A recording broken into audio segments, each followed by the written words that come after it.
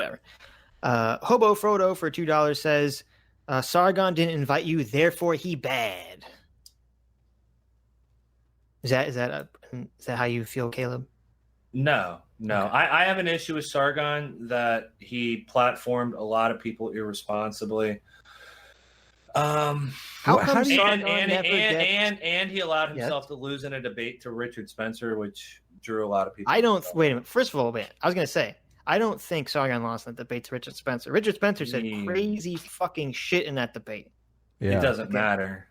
I guess it doesn't matter, but like Richard Spencer was outed as like a weird white nationalist communist in that debate who wanted, Space Force ethno-state.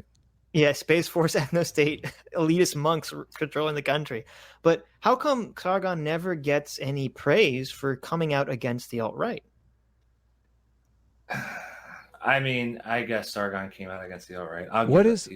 He tried to take him down. But then he also goes on JF's show and like has a good old time. What is like? There's an argument to be made that people should be able to platform whoever they want. Like, what's irresponsible platforming? Should CNN allow David Duke to come on like once a month and give an hour-long lecture? Are they doing that? But what would you say if they did? Well, no, but you're saying Sargon is doing that. No, I think Sargon has had too many friendly relations with a lot of these people, and then also just his own, and we can go into Sargon's own rhetoric and his own things that he said. But I'm not. Sargon says in his defense that he platformed ContraPoints irresponsibly. That's hilarious. Okay.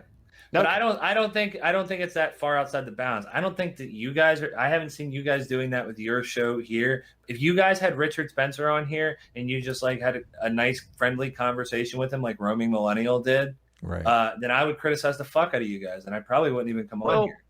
Is it possible to expose someone and criticize them without attacking them? Yeah, no. You got to butter them up and make them feel comfortable, so then they say something stupid. There's a good example of this. Jared Taylor went on a show with, what was her name? It was like Agam or I can't remember. I can't listen to him because he whistles too much. But she did it in a way where she didn't like sit there and scream at him. I'm not saying that, but she challenged him on all his points. Roaming Millennial gave Richard like a softball interview, like a complete. I don't know if I agree with that. I would say that there's a lot of people that watched that interview. I had a Hispanic girl email me after that interview and say that she got red pilled by Richard Spencer and became a white nationalist.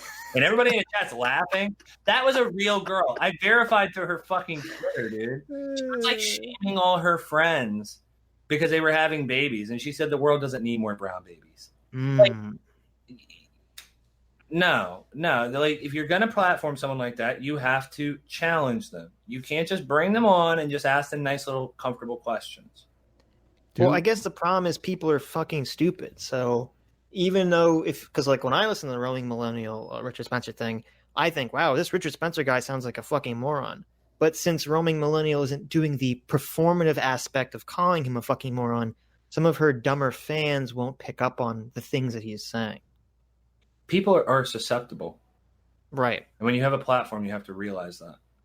Well, people like Richard will use a platform to come on and to spread their message. They will.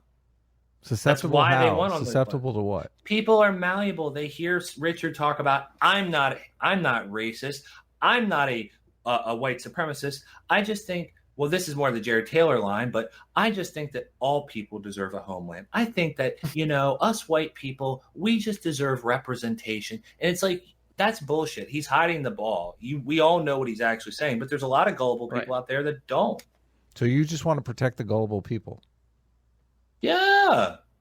So, in a way. But what, I mean, I talked about how like ContraPoints could be influencing people to believe that they too might have some kind of gender dysphoria when they don't have it. Like, how is it different from that? Ooh. So there we go, right, with that one.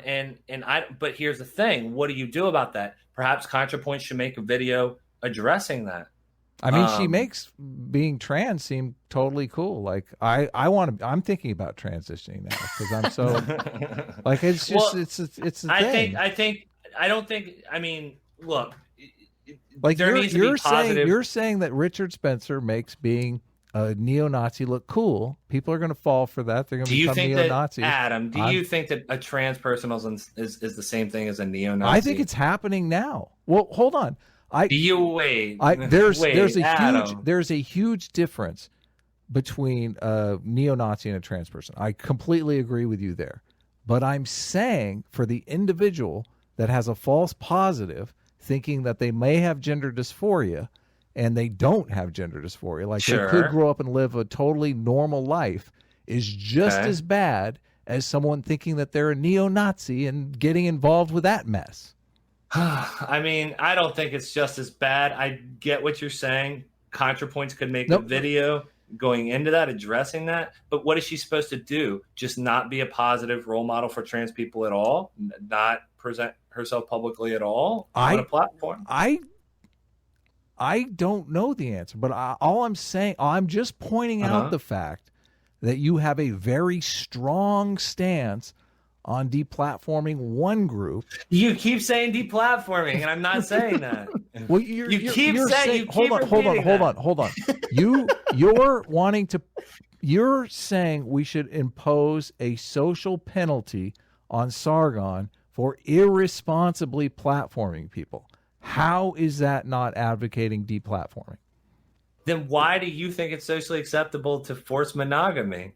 Socially enforced monogamy? Well, first of all, I'm joking there. I'm saying that in society like we used to frown on people having extramarital affairs. Okay. Like nowadays it seems like it's the norm, but that's completely off topic to what we're saying here. Good job on trying to change the subject. You get a point for that. I'm not trying to be disingenuous. No. I swear I'm not trying to be disingenuous. I understood your points completely. Okay. But do we shame anything in our society? Should we shame racism? Well, I'm just saying there are two equal problems here. You are focused on we have to protect the dum-dums from becoming racist, but we don't have to protect the dum-dums from thinking that they're trans when they're not and totally destroying their whole reproductive future. Like which is seriously, the guy who falls down the alt-right Nazi hole can turn his life around and get on the front page of the New York Times and become a total celebrity. The guy who gets a false positive on becoming trans cuts his dick off. Okay. So ContraPoints shouldn't have a platform at all. She shouldn't platform herself at all. I'm not saying that. I am not saying that. I am pointing out that there is we have to make a decision that treats everybody fairly, but you're ignoring one potentially bad societal effect and focusing on this other societal effect. I'm pointing out the difference between the hypotheticals of the guy who falls into the left woke rabbit hole and the guy who falls into the right woke rabbit hole. Right. Yeah, right. you escaped. So penis intact. So